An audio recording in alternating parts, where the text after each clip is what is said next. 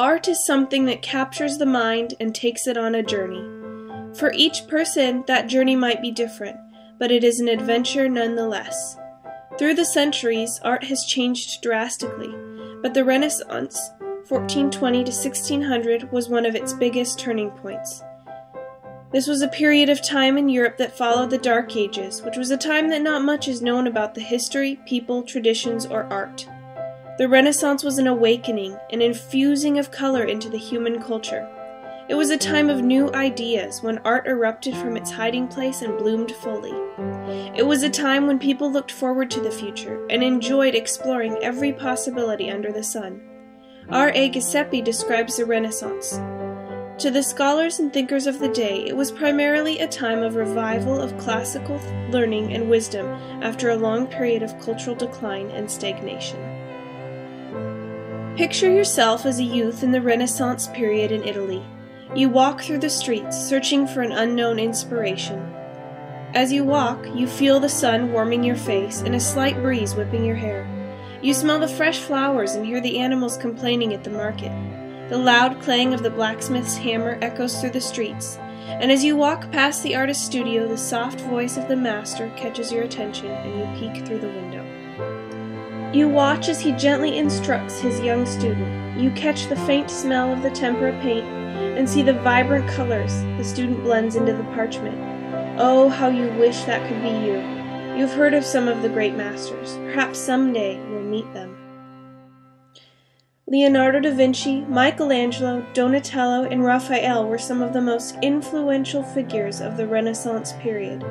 Da Vinci, Michelangelo, and Donatello lived full, long lives, but Raphael was a different sort. He only lived on this earth for 37 years, but was perhaps one of the greatest painters of his time. Raphael, despite his short life, was instrumental in the infusion of passion in society's view of art today. Trained Raphael in his early years. At the age of 16, Raphael moved to Umbria and studied under the artist Perugino. He studied well and copied his master's style so perfectly that historians have a hard time telling their works apart. One such piece is the painting of a young woman with a unicorn. When this painting was found, it was assumed to be Perugino's. But when it was restored in more recent times, it was discovered that it was actually by Raphael. 5 years after working with Perugino, Raphael moved to Florence, where he studied the work of Da Vinci intently and adopted some of his techniques, such as sfumato, which is a special shading technique described as a subtle and minute gradation of tone and color used to blur or veil the contours of a form in painting. Sfumato can be seen especially on Leonardo's Mona Lisa and is quite visible across the eye area. In 1508, Pope Julius II called Raphael to Rome to work decorating several stanze, or rooms in the papal apartments in the Sistine Chapel. During his time there, it is said that the Pope aided Raphael in viewing the ceiling Michelangelo was working on in the chapel, and it so touched Raphael that he included Michelangelo in one of his paintings, The School of Athens. The viewing of Michelangelo's work resulted in a time in which Raphael matured greatly. For such an influential man in Raphael's life, Michelangelo was well known for his fiery temper. He was a jealous, bitter man who had no assistants and very little friends. Raphael, on the other hand, was a young, friendly fellow who had many trained assistants and a handful of friends.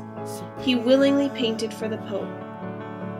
Because of this, Raphael and Michelangelo had a rather strained relationship, as their personalities were polar opposite. Can you imagine the tension that the chapel must have been under? Imagine being an aspiring painter, eager to attend the open house at the Sistine Chapel, a day to observe two of the greats at work. As you walk into the chapel, you feel the weight of the atmosphere and see an older man with furrowed eyebrows and a grizzled face. He seems intimidating, so you immediately have the urge to flee the scene, but realize that this is the great Michelangelo.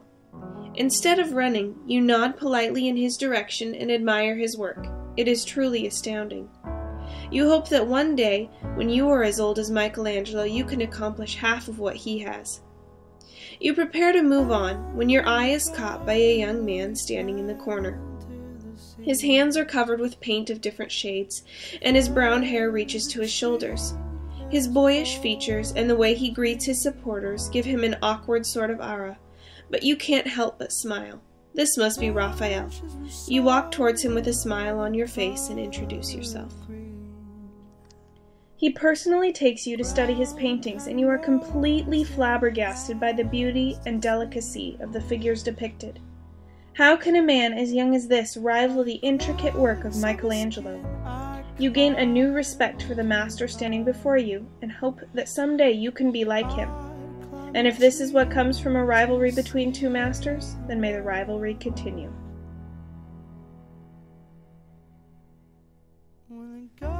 Raphael painted many masterpieces before he died in the year 1520. He painted 2 depictions of St. George and the Dragon when he was just 20 years old. They echo the styles of his master Perugino, yet there is a rigor in the way the horse moves and an excitement in the style of the knight which exceeded the ability of Perugino. He also painted several Madonna pieces, which is quite interesting as Raphael was an atheist. It does make sense that he would choose these subjects though, as he was said to be a bit of a ladies' man and was intrigued by the delicacy of the feminine figure. He depicted them beautifully. These paintings also show us that Raphael was a master of composition, and many of his paintings have a sweetness about them. In the Cowper Madonna, we see the admiration of Christ by the way he clings to his mother. The placement of their bodies also form a pyramid-type shape, which is something he perhaps learned from the composition of some of Da Vinci's paintings. Likewise, in the Madonna of the Chair, we immediately see the mutual love between the Madonna and child. We also notice a circular pattern through the interlocking arms and the direction of the eyes. Perhaps this was a stage in Raphael's career in which he was particularly interested in shapes and their use in artwork.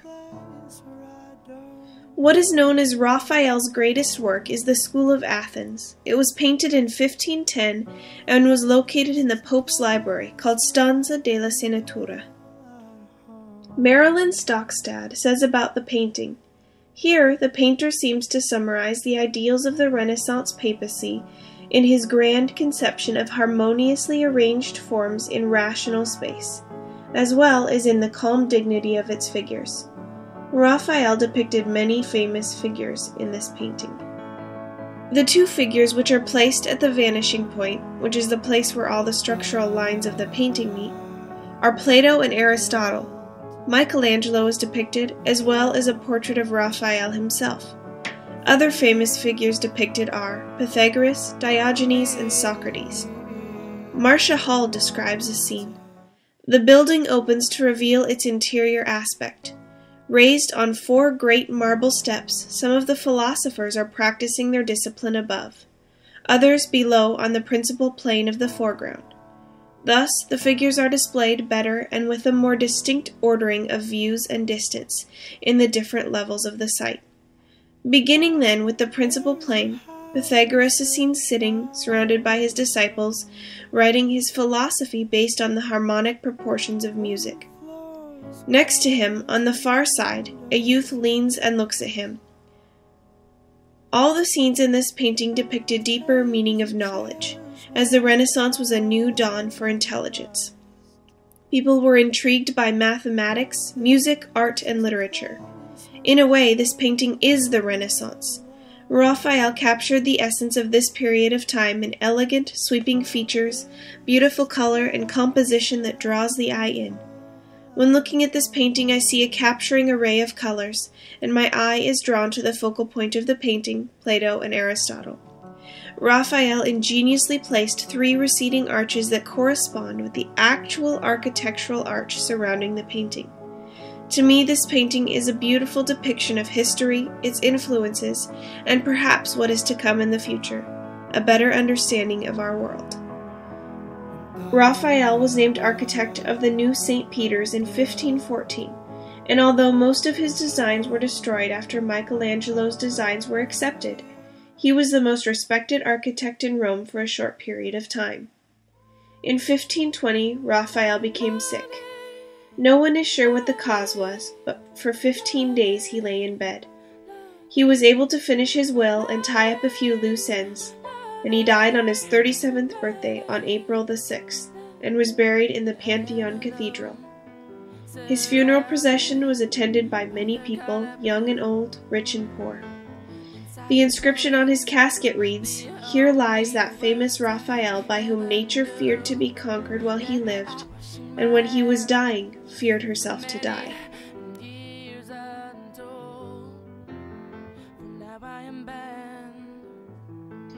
Raphael, although he died at a young age, was just as influential as Michelangelo or Leonardo. He inspired many artists after him, and inspires people like me, centuries later, who want to accomplish greater things in their lifetime, no matter how long it may be. Raphael's strength, determination, and devotion to his work is an inspiration to many. He was not only a successful, hard worker, but a friend, ally, and student. The passion he infused into his art is evident, as each piece shows care and hard work. He passed that passion on to his students and assistants. The life of Raphael is one that will never be forgotten. For I am a new man, and I arise from my bed. Would you take my candlelight? Would you take my candlelight?